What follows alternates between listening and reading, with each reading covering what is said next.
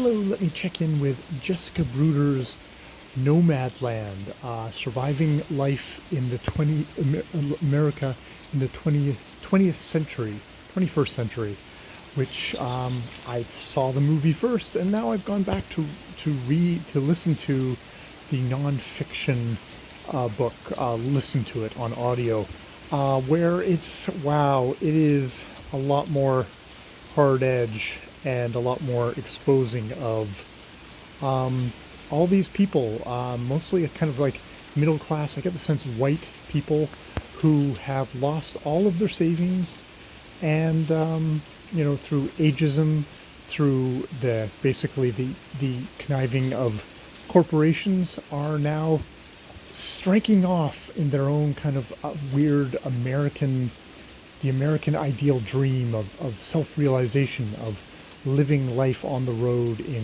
vans, campers, the RV life experience, which, I mean, gets cast as very much, I've taken my life in my own hands sort of thing. I'm adapting, which there is that, but you also see that they are being employed by giant corporations like Amazon and being exploited. And, if there's anything that so far this first part of this book is it's like actual living minimum wage, housing, ageism, Medicaid, having like some kind of health insurance plan, universal health insurance plan. All these things spring to my mind as a Canadian when I look at this, of all these people who are scrambling, fucking give it to them, are trying to find a way to live because it's like basically you cannot get a job that you can actually afford to pay the rent. So what do you do?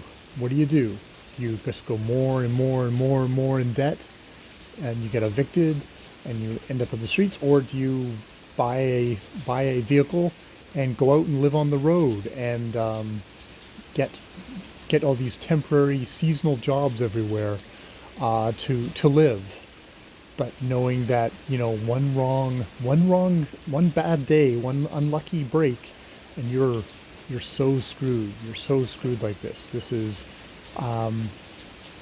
there is a thing of like, this is kind of a white middle class nightmare thing, which there's people of lower down rungs who've already hit this point a long time ago, and this is like, it's just creeping further and further up whatever hierarchy of ladder there's been in the United States and in Canada. This is also happening in Canada. All these fulfillment centers, Amazon fulfillment centers, factory, warehouses where you have old, senior citizens walking miles and miles a day to get your package to you on time in this factory, this warehouse, repetitive strain injury, at the bathroom breaks, all while Jeff Bezos makes a shit ton of money. This is like Amazon has figured out the new economy, and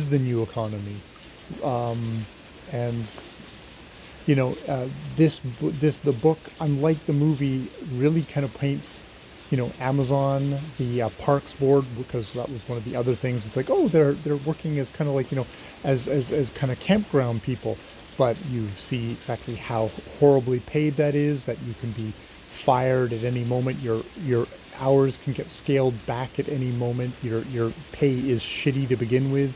You get pressured into not allowed to actually file for the overtime that you've actually done. It's like, it is not. The thing about the movie is like all the romantic Western vistas, and I mean, a lot of these characters do kind of cast themselves as these rugged individuals in kind of in the Western thing.